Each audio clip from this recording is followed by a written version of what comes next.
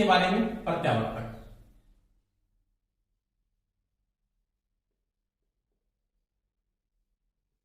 इसको आप एसी जनित्र भी बोलते हो, एक ही बात है, या इसको इंग्लिश में क्या बोलते हैं? अल्टरनेटर कहते हैं। ये टॉपिक चल रहा था जिसमें आपकी 3 क्लासेस 5 कंप्लीट हो चुकी है। आज जो टॉपिक पढ़ने जा रहे हैं इसके बारे में, तो वो इसमें पढ़ेंगे अपने इसका ईएमएफ समीकरण। किसके बारे में बात करेंगे? ईएमएफ समीकरण, यानी अल्टरनेटर का क्या पढ़ेंगे? ईएमएफ समीकरण पढ़ेंगे, या प्रत्यावर्तक का ईएमएफ समीकरण पढ़ेंगे। आपने इसका जो प्रिंसिपल पढ़ा था, यानी जो अल्टरनेटर का जो ईएमएफ समीकरण था वो किसके नियम से पैदा होता? तो यहां पे जो नियम लागू होता वो लागू होता माइकल फैराडे का। इसका लागू होता है माइकल फैराडे। माइकल फैराडे का विद्युत चुंबकीय प्रेरक, ये इसका नियम लागू होता है यहां पे। जो आपने किसमें लागू किया था? डीसी जनरेटर में लागू किया था, वो यहां पे लागू होगा। और एक सूचना मैं ये भी बता देता हूं सभी को, कल आपका ऐप के ऊपर ही टेस्ट होगा। टेस्ट वो बिल्कुल कल के लिए आपके लिए बिल्कुल फ्री है, तो ऐप डाउनलोड करके मैंने आपको शेड्यूल डाल रखा है ऐप का। ऐप में टेस्ट होगा, कहां पे होगा उसका मैं स्पेशल वीडियो डाल दूंगा, वो देख लेना थोड़ा सा किस प्रकार से आप टेस्ट होगे, कल मैं सुबह डाल दूंगा। ठीक है दोस्तों, ये देखो इसमें जो नियम लागू होता है वो माइकल फैराडे का नियम लागू होता है। कौन सा लागू होता है? विद्युत चुंबकीय प्रेरण का, इलेक्ट्रोमैग्नेटिक इंडक्शन का। इस नियम के अनुसार माइकल फैराडे का जो नियम बोलता है वो बोलता E equal to D phi बटा में dt। E equal to D phi बटा में dt। अगर कोई चालक, जैसे मेरे पास एक सिंपल सी बात है, ये मेरे पास एक चुंबकीय क्षेत्र है, जैसे यहां पे N पोल बना हुआ है,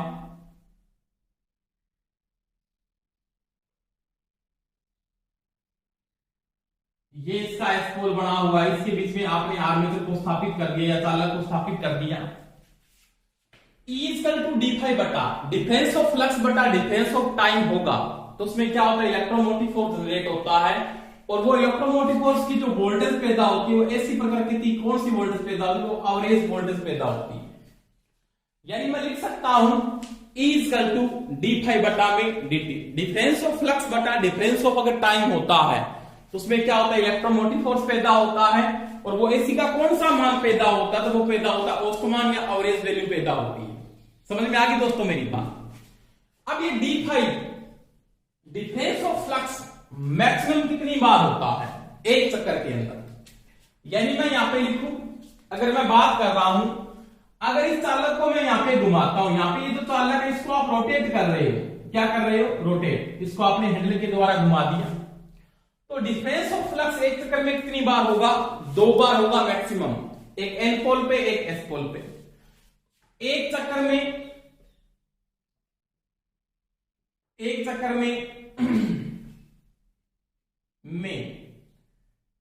फ्लक्स परिवर्तन या चुंबकीय क्षेत्र में परिवर्तन, फ्लक्स, इसका परिवर्तन फ्लक्स परिवर्तन, यानी फ्लक्स परिवर्तन कितनी बार होगा?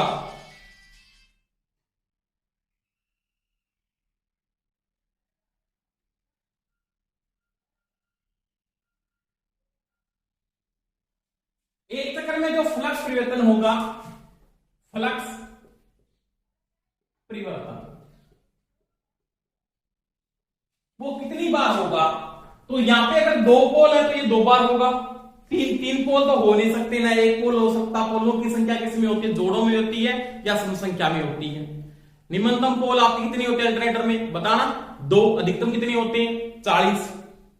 क्योंकि आपका अगर सिलेंड्रिकल है तो 2 से 4 पोल होंगे, अगर वो सेलियन पोल टाइप का तो 6 से 40 पोल होंगे। समझ में आ गई बात? ये मैंने बताया आपको।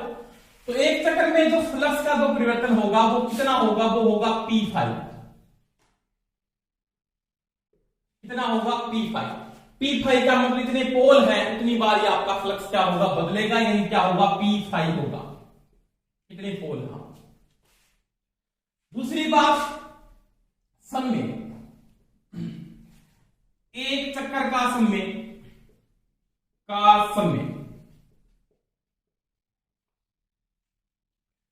एक चक्कर का समय क्या है? जैसे एन आपके पास आरपीएम है, आरपीएम का मतलब क्या होता है? राउंड पर मिनट, राउंड पर मिनट।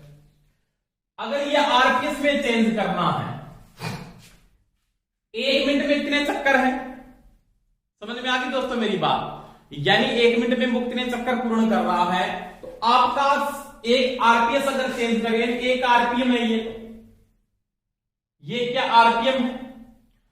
इसको मैं आरपीएस में अगर चेंज करता हूं, राउंड पर सेकंड में अगर चेंज करता हूं, समझ में आ रही मेरी बात? कि आपको यहां पे आरपीएस ही लेके आना पड़ेगा, राउंड पर सेकंड ही लेके आना पड़ेगा। क्यों लेके आना पड़ेगा? तो इसका रीजन क्या है? क्योंकि फ्रीक्वेंसी किस में आती है? वो आपके हर्ट्ज में या साइकिल प्रति सेकंड होता है, यानी समय किस में आएगा? सेकंड में आएगा। और उसका मान आप कैसे निकालोगे? एक तरह का जो समय है आपके पास वो क्या है? तो वो आपके पास क्या है? 60/n। क्या है?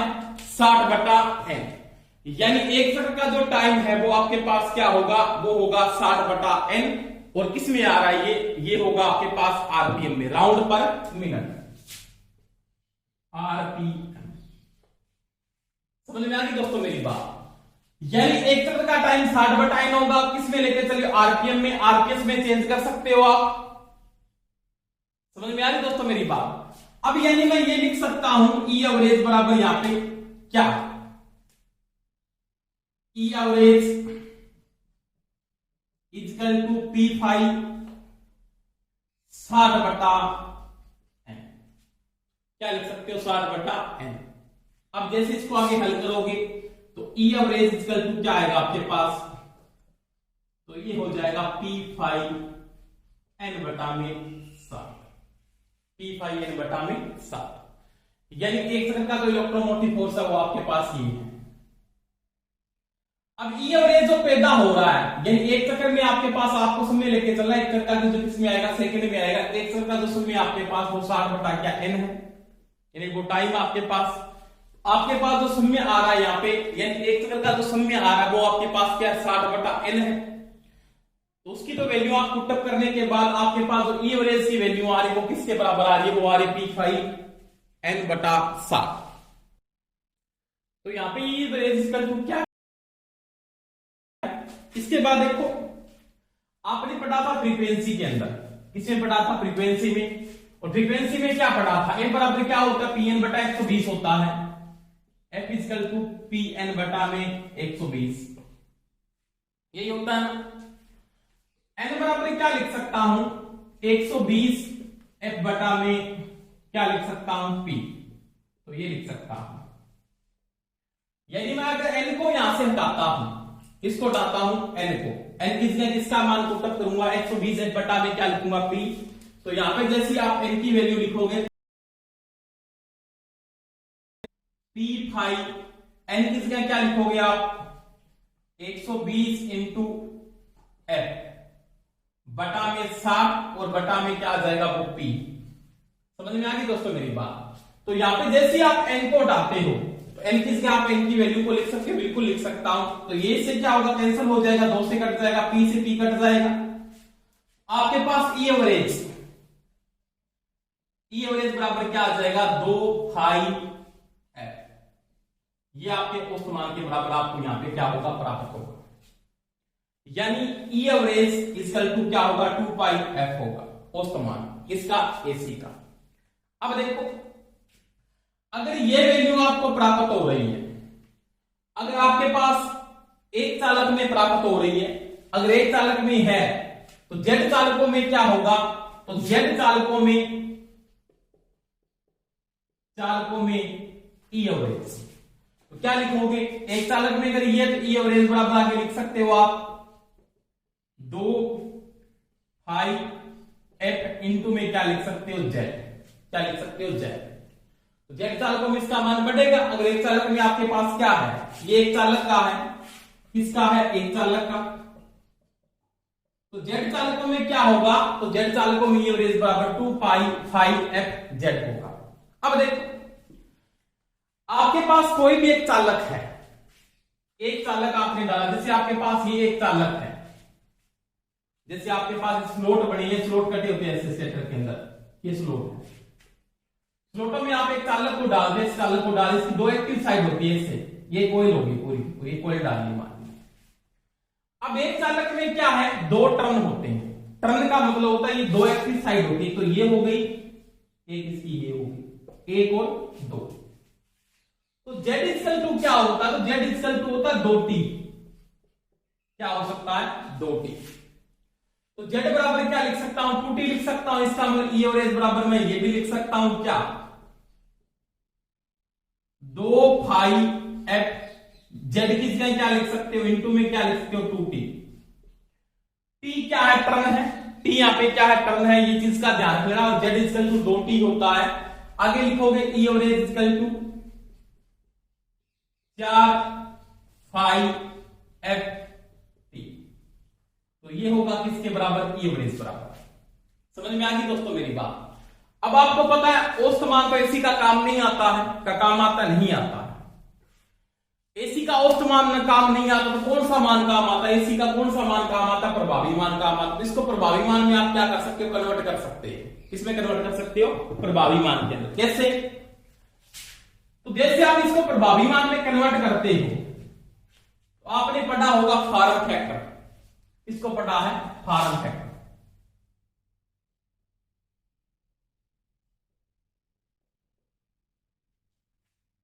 समझ में आ गई मेरी बात।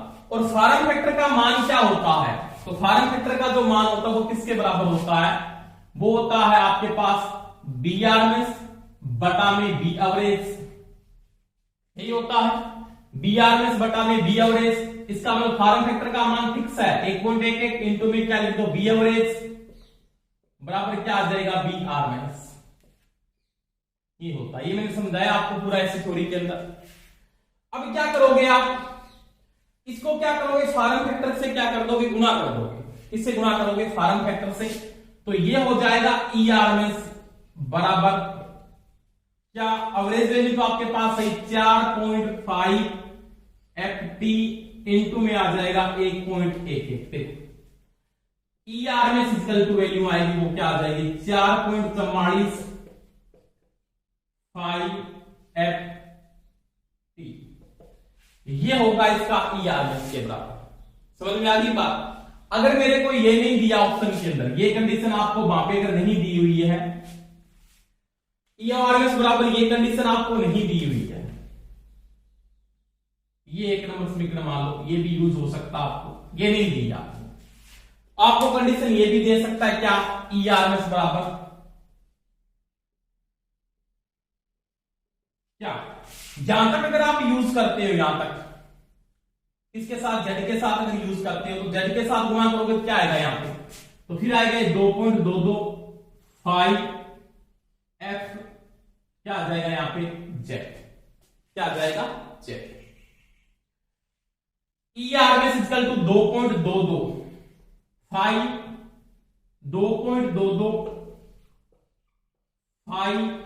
F जेड कब आएगा, जब आप क्या करोगे इसको इसके साथ इस समीकरण से हल कर रहे हैं, इसको किससे कर रहे हैं, इस समीकरण से हल कर रहे हैं, ये देखो कॉन्सेप्ट के साथ मैंने पूरा बताया है।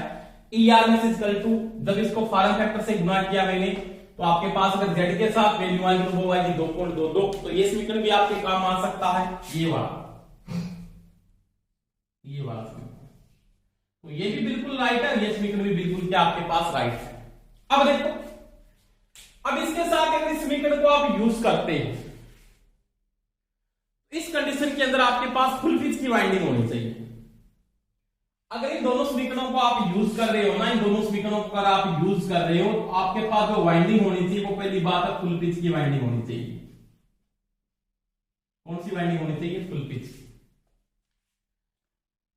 और फुल पिच की वाइंडिंग है तो आप ये लगा सकते हो, तो अल्टरनेटर में कभी फुल पिच की वाइंडिंग नहीं होती। हार्मोनिक्स प्रभाव को दूर करने के लिए, साइन वेव जो विरूपित हो रही है उसको दूर करने के लिए आप क्या करोगे, उसकी वाइंडिंग पिच से उसको गुणा करते हैं, किससे गुणा करते हो, वाइंडिंग पिच से। तो मैं ई आरएमएस को जब मैं वाइंडिंग पिच से गुणा करूंगा, वाइंडिंग पिच क्या है, तो वाइंडिंग पिच पोल पिच, और आपके पास जो डिस्ट्रीब्यूशन पिच है उन दोनों का क्या है, गुणनफल है, केपी और केटी। समझ में आ गई दोस्तों मेरी बात। यानी आपके पास एक तो पिच फैक्टर होगा और एक होगा डिस्ट्रीब्यूशन फैक्टर, दोनों का क्या गुणनफल है। तो आपको इस, क्योंकि आपके पास जो वाइंडिंग की जाती है वो वाइंडिंग कौन सी होती है, शॉर्ट पिच वाइंडिंग होती है। यानी आप अल्टरनेटर में जो अधिकतम वाइंडिंग डालते हो वो कौन सी डालते हो, वो शॉर्ट पिच वाइंडिंग की जाती है। आप कभी फुल पिच की वाइंडिंग वहां पे नहीं करते। कौन सी वाइंडिंग करते हो, शॉर्ट पिच वाइंडिंग। तो वाइंडिंग में आपके पास अगर शॉर्ट पिच की वाइंडिंग डालने से आपके पास यहां पे आएगी वाइंडिंग पिच को इसके साथ गुना करना पड़ेगा। अगर वाइंडिंग पिच का मान, जो वाइंडिंग पिच है वो किसका गुणनफल है, तो आगे मैं बताऊंगा पूरी डिटेल से आपको। वाइंडिंग पिच और कॉल पिच करो, पिच फैक्टर और डिस्ट्रीब्यूशन फैक्टर दोनों पढ़ेंगे। तो ये जो वाइंडिंग पिच है ना, वाइंडिंग पिच जिसको केडब्ल्यू से मैंने लिखा है, इसको ऐसे लिखा जा सकता है केडब्ल्यू वाइंडिंग पिच बराबर ये क्या होता है, केपी पिच फैक्टर इनटू में क्या होता है, डिस्ट्रीब्यूशन फैक्टर का गुणनफल होता है। अगर इन दोनों का मान क्या आता है, एक आता है, क्या आता है, एक, तो आप ये समीकरण लिख सकते हो। अगर वहां पे आपको ये कंडीशन नहीं दी हुई है तो आप इस कंडीशन को वहां पे लिख सकते हो, परंतु वाइंडिंग पिच से इसको गुणा करना पड़ेगा। तो क्या आप अल्टरनेटर में फुल पिच की वाइंडिंग डालते हो, आप इन दोनों समीकरण को लिख सकते हो, परंतु फुल पिच की वाइंडिंग करते नहीं। वाइंडिंग कौन सी करते हैं, short pitch, short pitch winding की जाती है। और शॉर्ट पिच वाइंडिंग के लिए आप क्या लिखोगे, ईआरएमएस बराबर, आपको ये लिखना पड़ेगा ईआरएमएस बराबर क्या करना पड़ेगा, 2.22 फाइव मैक्सिमम होता है एफ जेड, और उसके साथ क्या करना पड़ेगा, केपी और क्या होगा, केटी। डिस्ट्रीब्यूशन फैक्टर और पिच फैक्टर से आपको क्या करना पड़ेगा, गुणा करना पड़ेगा। और या आप ये भी लिख सकते हो ईआरएमएस बराबर 4.44 फाइव मैक्सिमम एफ, यहां पे क्या आ जाएगा फिर टी, क्योंकि आप 4.44 लेके तो टी आएगा, टर्न आएंगे, और जेड लेके चलते अगर पूरे चालक को लेके चलते 2.22 आएंगे, केपी और केपी। आप इन दोनों समीकरणों को लागू कर सकते हो, पर ज्यादा आप इसी को यूज करते हैं। आप फुल पिच की वाइंडिंग अल्टरनेटर में कभी करते नहीं। तो वाइंडिंग जो अधिकतर की जाती है वो कौन सी की जाती है, शॉर्ट पिच वाइंडिंग की जाती है, क्योंकि उसके कारण थोड़ी सी वोल्टेज भी क्या होती है, कम होती है। यानी वोल्टेज के मान में थोड़ी कमी आती है। वोल्टेज के मान में कमी आने से कई प्रभाव होते हैं कि शॉर्ट पिच वाइंडिंग के क्या क्या फायदे हैं, आगे पढ़ेंगे कि पिच फैक्टर क्या, पिच फैक्टर को हिंदी में क्या बोलते हैं, इसको तो बोलते हैं पिच गुणक। पिच गुणक हिंदी में किसको बोलते हैं, वितरण गुणक, वितरण गुणक। इनका जो अधिकतम मान होता है वो एक हो सकता है, और ये दोनों किसके गुणा हैं, वाइंडिंग पिच के गुणा है। वाइंडिंग पिच क्या है, pitch factor into distribution factor का क्या गुणनफल है, और दोनों का गुणनफल वो क्या कहलाएगा, आपका वाइंडिंग पिच कहलाएगा। और वाइंडिंग में अगर आप इन दोनों का गुणा नहीं करते हो, इनको अगर आप यूज नहीं करते, तो आपके पास वाइंडिंग कौन सी डालनी पड़ेगी, फुल पिच वाइंडिंग डालनी पड़ेगी। फुल पिच वाइंडिंग का मतलब ये होता है कि फुल पिच वाइंडिंग में क्या होगा कि जहां पे पोल पिच और वाइंडिंग पिच का मान क्या हो, बराबर हो, तो वो वाइंडिंग फुल पिच की वाइंडिंग कहलाती है। कि पोल पिच और वाइंडिंग पिच का मान अगर बराबर है तो वो वाइंडिंग आपके पास क्या है, फुल पिच की वाइंडिंग है, परंतु आप फुल पिच की वाइंडिंग करते नहीं है, क्योंकि पोल पिच ज्यादा रहता है कभी भी किससे, वाइंडिंग पिच से। आप वाइंडिंग डालते शॉर्ट पिच की, क्यों, पहली बात होती है साइन वेव जो रिड्यूस हो रही है, या साइन वेव आपकी जो विरूपित हो रही है उसको सही करने के लिए, कि साइन वेव विरूपित हो जाती है, हार्मोनिक्स प्रभाव बढ़ जाते हैं, कॉपर की बचत होती है, कॉपर लॉस बढ़ता है उसके कारण से। तो आप क्या करोगे कि शॉर्ट पिच वाइंडिंग करने के क्या क्या फायदे हैं, तो साइन वेव के हार्मोनिक्स प्रभाव दूर होते हैं, कॉपर की बचत होती है, कॉपर लॉस कम हो जाता है, आपकी वाइंडिंग की कूलिंग बढ़ जाती है। तो कई फायदे होने के कारण मैं कौन सी वाइंडिंग डालता हूं, मैं शॉर्ट पिच की वाइंडिंग करता हूं, मैं फुल पिच की वाइंडिंग नहीं करता। समझ में आ गई दोस्तों मेरी बात। तो यहाँ पे चीज का ध्यान रखना, आपके पास ये दो समीकरण तो ये है और दो समीकरण आपके पास ये है, इन समीकरणों के ध्यान रखना है। आपको अल्टरनेटर का यूनिक समीकरण पूछता, अगर ऑप्शन में आपको ये नहीं दिए तो इनमें से कोई दो ऑप्शन में दोनों ही आ सकते हैं, और भी दोनों सही करने पड़ेंगे आपको। तो ये भी ऑप्शन सही है, ये भी सही है, परंतु अगर वो कहता है ये ऑप्शन दे रखे हैं साथ में और ये भी दे रखे हैं, तो फिर ऑप्शन आपके ये सही है। क्योंकि अल्टरनेटर में जो वाइंडिंग डालते हैं ना, वो कौन सी डालते हैं, आप शॉर्ट पिच की वाइंडिंग करते हो, आप कभी फुल पिच वाइंडिंग करते भी नहीं। ये चीज का दिमाग में सेट कर लेना। और आपके पास जो पिच फैक्टर है, क्या है, पिच फैक्टर है या डिस्ट्रीब्यूशन फैक्टर क्या है, उसके अपने बात करेंगे। पिच फैक्टर क्या होता है और डिस्ट्रीब्यूशन फैक्टर क्या होता है, यानी पिच गुणक क्या है और वितरण गुणक क्या है, वो अपने नेक्स्ट वीडियो में जैसे पढ़ेंगे टॉपिक में। समझ में आ गई दोस्तों मेरी बात। तो ये चीज का ध्यान रखना पूरे कॉन्सेप्ट के साथ कि अल्टरनेटर का जो ईएमएफ समीकरण है वो किसके बराबर है, ई आर बराबर ये वैल्यू आएगी, ई आर बराबर ये भी सही है, तो ऑप्शन में आपको ये दिया हुआ है फुल पिच वाइंडिंग के साथ, तो ये भी सही है और ये भी सही है। अगर अपने प्रश्न में ऐसे पूछ लेता है कि मान लीजिए उसने ऐसे पूछ लिया कि फुल पिच वाइंडिंग के लिए कौन सा समीकरण बिल्कुल आपके लिए राइट है, तो फुल पिच के लिए आप केडी और केपी को नहीं लेके चलते हो, फिर कि फुल पिच की वाइंडिंग में आप नहीं लेके चलते, अगर लेके चलते उससे कोई प्रभाव नहीं पड़े, फिर दोनों का मान क्या रहता है, एक रहता है। अगर आप शॉर्ट पिच वाइंडिंग करें तो वोल्टेज का मान 0.05 वोल्ट, लगभग इतनी वोल्टेज आपके पास गिरती है, कोई फर्क नहीं पड़ता ज्यादा। तो अधिकतर आप जो वाइंडिंग डालते हो वो कौन सी वाइंडिंग की जाती है, फिर आप वाइंडिंग करते हो शॉर्ट पिच वाइंडिंग। अगर ये चार ऑप्शन आगे मान लिया, ए में ये दे दिया, बी में ये, सी में आपको ये, डी में और कोई, सी में ऑप्शन ये दे तो ये सही होगा, डी में अगर ऑप्शन ये दिया नहीं, इसके जगह कोई और चीज लिखी हुई है मान लिया, शॉर्ट पिच वाइंडिंग के लिए ऑप्शन आपका ये सही है, तो ये आप सही करोगे वहां पे, क्योंकि वाइंडिंग ज्यादातर तो यूज की जाती है, अधिकतर तो वाइंडिंग यूज होती है ना, अधिकतर जो वाइंडिंग की जाती है ना वो कौन सी करते हैं, शॉर्ट पिच वाइंडिंग करते हैं। तो ये दोस्तों अल्टरनेटर का कौन सा समीकरण था, ईएमएफ समीकरण, वो किसके अनुसार बनता है, माइकल फैराडे के नियम के अनुसार। कोई समस्या आ रही है तो मेरे को आप कमेंट करके बता भी सकते हैं। ठीक है दोस्तों, इसके बाद अपने जो टॉपिक पढ़ेंगे वो पढ़ेंगे पिच फैक्टर और क्या पढ़ेंगे, डिस्ट्रीब्यूशन फैक्टर।